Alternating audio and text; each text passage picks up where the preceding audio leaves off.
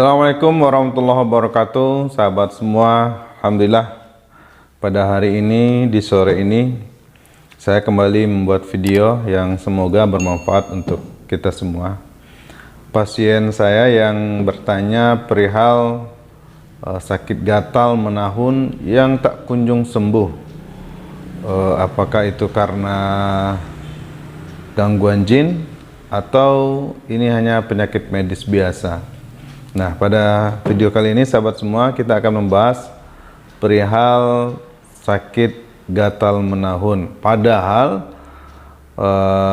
orang tersebut sudah berobat dengan seluruh jenis obat, baik itu obat yang didapatkan dari rumah sakit ataupun dokter, dari klinik, dari toko obat yang terkenal, dan bahkan juga beliau datang ke tempat perdukunan. Nah, kira-kira bagaimana sahabat sekalian cara mengobati seseorang yang terkena penyakit gatal menahun? Sebelum sahabat semua mendapatkan informasi yang mudah-mudahan bermanfaat di channel Muhsin Al-Haji ini, jangan lupa kepada sahabat untuk subscribe, like, komen, dan share, menekan tombol lonceng notifikasi, karena dengan demikian sahabat berarti turut membantu channel ini terus berkembang, dan dengan demikian sahabat juga mendapatkan informasi-informasi inspiratif positif, menambah pengetahuan sahabat sekalian, dan juga insyaallah dengan menekan tombol lonceng notifikasi sahabat dapat mengikuti informasi terbaru yang hadir di channel seputar pengobatan tibun nabawi, seputar dakwah dan kegiatan dakwah remaja masjid di channel Muhsin Al-Haji. Sahabat sekalian, Bapak Ibu yang insya Allah dimuliakan oleh Allah Subhanahu wa Ta'ala, karena sesungguhnya di agama Islam diterangkan bahwa setiap penyakit mesti ada obatnya. Tidak mungkin satu penyakit pun yang tidak ada obatnya. Jadi kalau dalam ilmu kedokteran mungkin dokter bisa memvonis bahwa penyakit, salah satu penyakit yang mungkin sampai hari ini tidak ditemukan obatnya, yaitu penyakit HIV. Insya Allah mudah-mudahan di dalam Islam penyakit ini insya Allah sahabat bisa disembuhkan, terutama dengan terapi Al-Quran, terapi ayat-ayat ruqyah.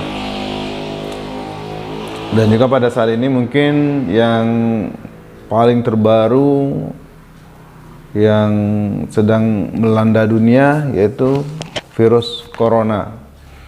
Nah, memang pada saat ini virus ini belum diketemukan obatnya, tapi insya Allah dalam agama Islam ini penyakit ini insya Allah ada obatnya. Sebelum kita bicara perihal obat, tentu saja kita harus menyadari sahabat semua sesuai keterangan hadis Rasulullah bahwa apa yang terjadi pada diri manusia itu sesungguhnya atas kehendak izin Allah Subhanahu wa Ta'ala. Dalam hadis qudsi disampaikan bahwa tidak satu lembar pun daun yang jatuh kecuali daun tersebut telah meminta izin kepada Allah Subhanahu wa Ta'ala terlebih dahulu, agar Allah sudah mengizinkan ia jatuh, maka barulah daun itu jatuh. Ketika Allah belum mengizinkan daun itu jatuh, maka daun itu walaupun dalam keadaan genting, walaupun dalam keadaan kusam, kering atau mati sekalipun, tapi ketika Allah tidak mengizinkan ia jatuh, maka daun itu tetap akan menggelayut di dahannya, di batangnya, di pohonnya. Ketika Allah memerintahkan selembar daun untuk jatuh, maka walaupun daun itu daun muda dan sedang tumbuh, tetapi ketika ia diperintahkan oleh Allah untuk jatuh, maka daun itu akan jatuh.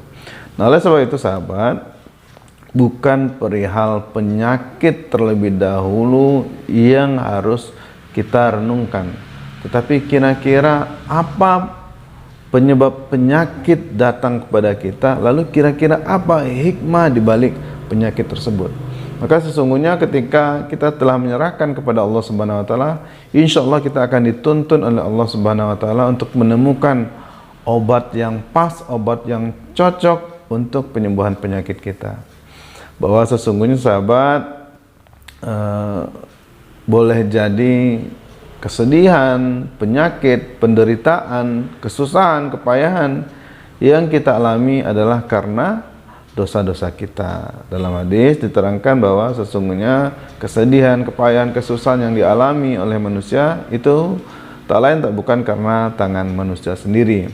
Walaupun pada prinsipnya boleh jadi kesusahan kepayahan itu dialami oleh orang-orang soleh, maka kesusahan kepayahan itu bukan sebagai bentuk hukuman atau azab dari Allah Subhanahu wa taala kepada mereka, tetapi hanyalah sebuah ujian sebagai pengokohan keimanan mereka, pembuktian bahwa mereka adalah orang-orang yang beriman dan berserah diri kepada Allah. Sehingga dengan ujian yang mereka alami, kesedihan, kepayahan, kesusahan yang mereka alami, tidak lain hanya menambah keimanan mereka.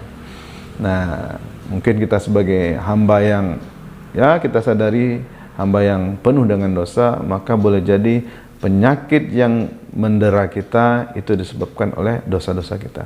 Maka ketika kita menyadari bahwa kita adalah hamba yang berdosa, tiada lain yang dapat kita lakukan yaitu memohon ampunan Allah Subhanahu wa taala, beristighfar kepada Allah Subhanahu wa taala agar Allah Subhanahu wa taala benar-benar mengampuni dosa-dosa kita, lalu menjadikan penyakit yang mendera kita sebagai penghapus dosa, pembakar dosa. Karena dalam hadis pun disebutkan bahwa tidaklah seorang sakit lalu ia bersabar, maka dosa-dosanya akan dihapus seperti besi berkarat yang dibakar dengan api. Maka karatnya akan segera hilang, besinya akan bersih. Begitu juga dengan hati yang berdosa, ketika diberikan ujian berupa sakit, penderitaan, kesusahan, kepayahan, ketika ia bersabar, maka hatinya akan bersih karena penyakit dan kesusahan itu telah membakar habis dosa-dosanya. Nah, sebagaimana yang telah sering disampaikan bahwa 55% penyakit yang datang kepada manusia itu disebabkan karena hati yang sakit, karena dosa-dosa yang menumpuk di hati. Jika kita telah bersabar, mohon pertolongan Allah, lalu banyak-banyak beristighfar, lalu Allah sudah mencap hati kita sebagai hati yang bersih karena bersabar atas segala ujian dan cobaan yang kita hadapi, maka hati itu telah bersih dan sehat. Insya Allah ketika hati telah bersih dan sehat, maka ia akan mengalirkan semacam energi positif ke tubuh. Dalam ilmu kedokteran ini disebut juga dengan ketika hati baik, hati bersih, gerakan hati positif, maka hormon-hormon yang bertugas untuk membersihkan darah, yang bertugas untuk menghasilkan antibodi yang menyerang virus-virus yang masuk ke dalam tubuh, penyakit-penyakit ke dalam tubuh itu, tubuh kita menghasilkan antibodi yang sangat banyak. Dari apa? Dari hati kita yang bersih dan sehat. Sebaliknya ketika hati kita kotor dan sakit, detak jantung kita, irama jantung kita berantakan dan rusak, maka tubuh kita tidak mampu melawan penyakit-penyakit yang datang menyerang diri kita. Nah, oleh karena itu sahabat sekalian, memperbaiki hati, mensehatkan hati adalah hal yang utama yang perlu kita lakukan. Karena selain untuk memberikan kesehatan, tugas kita sebagai manusia di atas dunia ya sesungguhnya hanyalah memperbaiki hati, hati bersih, hati sehat, beribadah kepada Allah, lalu Allah memanggil kita, kita meninggal dunia dan kita kembali kepada Allah dengan hati yang tenang, hati mutmainnah. Nah, jika hati kita sehat, selain Allah menerima kita dengan hati yang tenang, ini juga berdampak positif terhadap apa-apa yang terjadi di kehidupan kita, berdampak positif terhadap bisnis kita, berdampak positif terhadap keluarga, berdampak positif terhadap ilmu yang meresap ke diri kita, dan juga berdampak positif terhadap kesehatan seseorang. Seorang yang ibadahnya terjaga, hatinya sehat, hatinya bersih, insya Allah ia memiliki tubuh yang sehat dan kuat. Nah, untuk memperbaiki hati tidak lain tak bukan dengan cara memperbanyak ibadah, memperbanyak baca Al-Quran, memperbanyak bersifat positif, berprasangka positif kepada Allah Subhanahu wa taala, memperbanyak sedekah salah satunya, selawat dan seterusnya. Ketika hati kita sehat, insya Allah imun tubuh kita akan bertambah. Nah, perihal sakit, gatal, spesifiknya penyakit gatal yang terjadi pada seseorang. Nah, dari mana korelasinya antara hati dengan penyakit? Ketika hati kita sakit, hati kita kotor, itu maka akan dipenuhi oleh jin dan setan, karena panggilan jin yang ada di dalam tubuh manusia itu disebut dengan setan.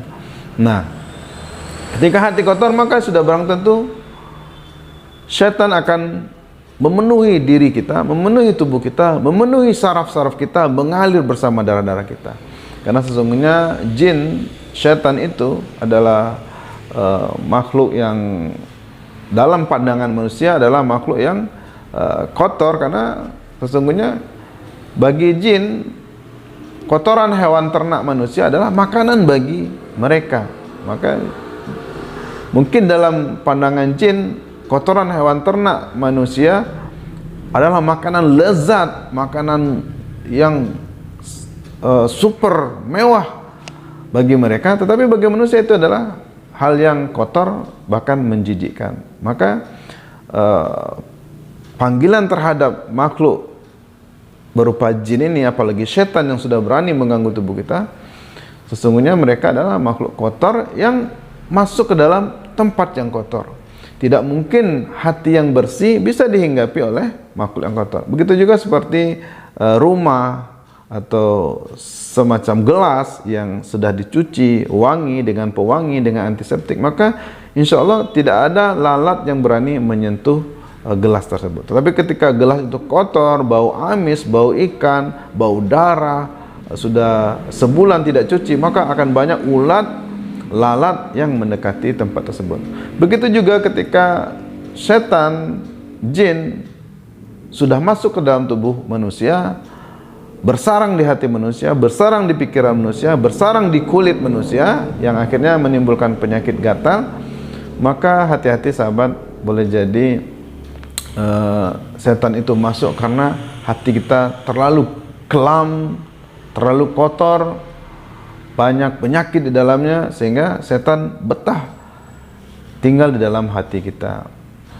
Sebagai contoh lainnya, sebuah hotel yang sangat mewah dengan kasur yang bersih, mewah, ruangan ber-AC, wangi, lalu tiba-tiba ada seseorang yang masuk ke hotel itu dengan pakaian penuh lumpur. Ketika ia sudah jatuh di dalam lumpur, lalu ia berdiri keluar dari lumpur, masuk ke hotel tersebut, maka jangankan sampai ke kamar, di pagar luar hotel itu saja, maka satpamnya akan segera mengusir orang tersebut.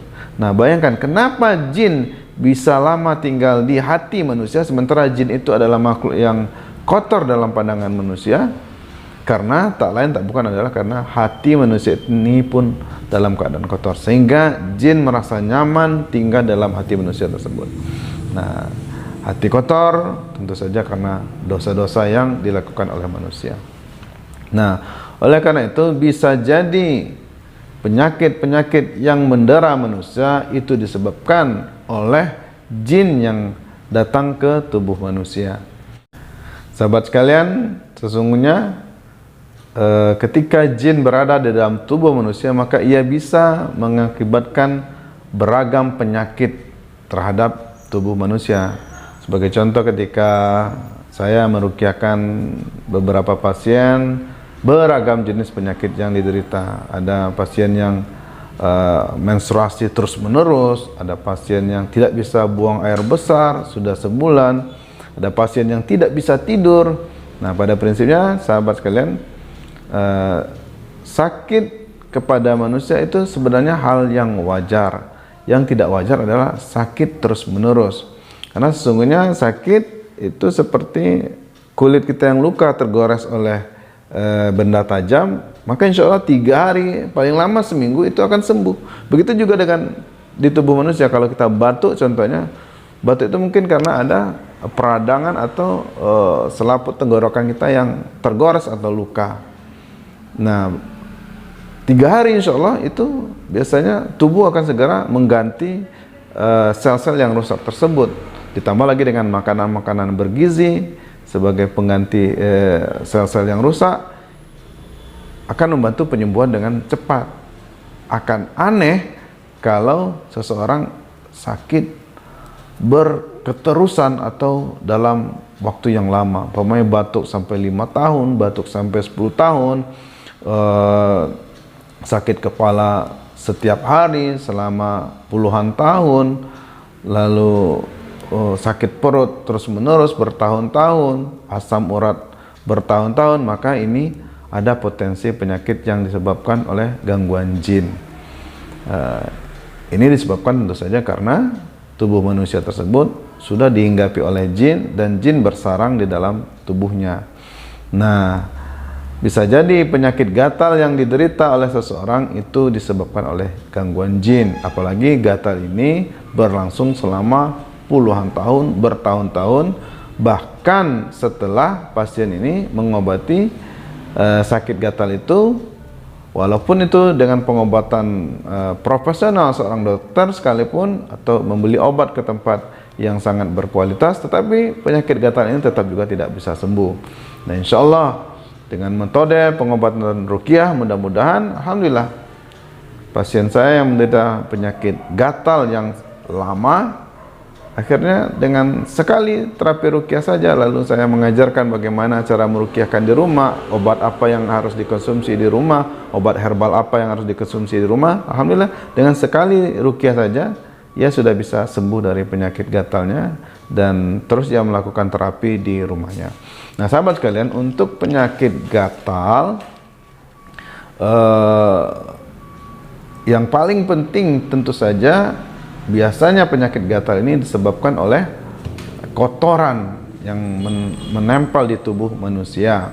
Kotoran ini tentu saja bisa disebabkan oleh perilaku kotor atau jorok dari seseorang, umpamanya dia jarang mandi, lalu pakaiannya jarang dicuci, terutama bagian dalam, umpamanya ada gatal di selangkangan. Ini bisa jadi karena pakaian dalam seseorang ini jarang diganti, atau ketika mencucinya tidak bersih, tidak steril.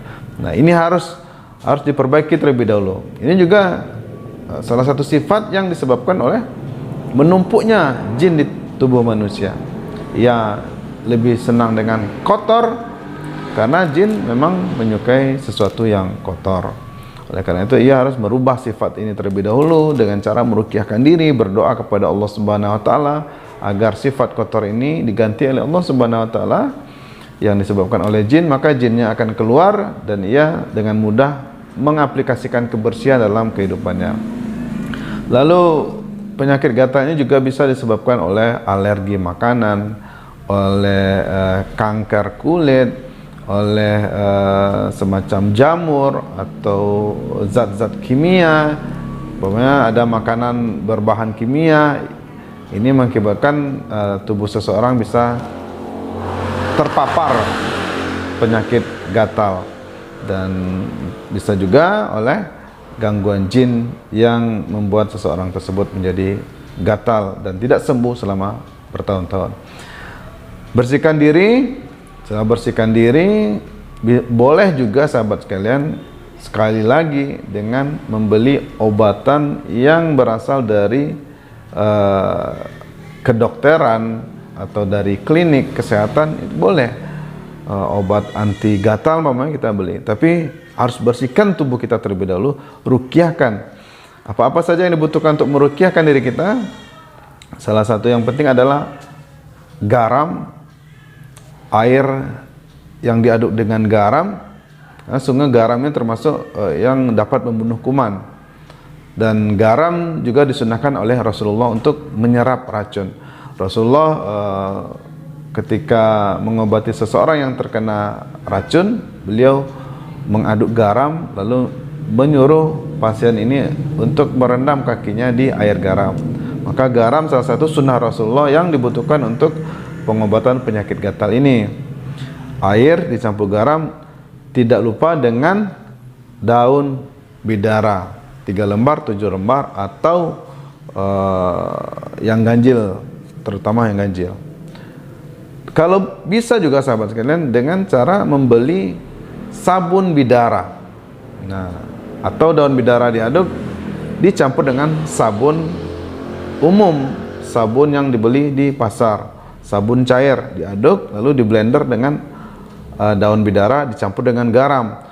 Setelah kita bersihkan tubuh kita, gatal kita di sela-sela selangkangan, di ketiak atau di tempat-tempat yang tidak nampak di tubuh kita, bersihkan dengan bersih. Kalau perlu digosok dengan kain yang agak kasar, sehingga kalau ada jamur atau ada kuman di kulit kita segera terhilang. Nah, setelah itu baru dicuci dengan sabun bidara atau bidara yang dicampur dengan sabun, dicampur dengan garam, dibilas, dibersihkan. Setelah air ini kita ruqyahkan terlebih dahulu, membaca Al-Fatihah, membaca ayat kursi, membaca Qul huwallahu ahad, Qul a'udzu birabbil falaq, Qul a'udzu birabbin nas, ditiupkan ke air tersebut sebanyak 3 kali, lalu dibersihkan setelah kita bilas. Nah, setelah dibersihkan juga bisa dengan cara menambahkan minyak kasturi ke tempat yang gatal tersebut. Juga bisa ditambahkan dengan minyak zaitun untuk menghilangkan jamur-jamur atau kuman yang ada di tubuh. Bisa juga dikombinasikan dengan pengobatan obatan-obatan kimia yang berasal dari dokter ataupun klinik. Alhamdulillah, dengan cara tersebut sahabat sekalian, pasien saya yang punya penyakit gatal bertahun-tahun akhirnya sembuh dengan ruqyah, dengan pola pengobatan sunnah Rasulullah dan dicampur dengan pengobatan kedokteran. Semoga sahabat sekalian informasi ini bermanfaat untuk Anda semua. Semoga hari kita menjadi hari yang berlandaskan Quran dan Sunnah, karena sesungguhnya kehidupan manusia tidaklah apa-apa, tidak ada berarti kecuali ia memenuhi dirinya, memenuhi hari-harinya dengan ketaatan kepada Allah Subhanahu wa taala. Wallahu a'lam bishawab. Assalamualaikum warahmatullahi wabarakatuh.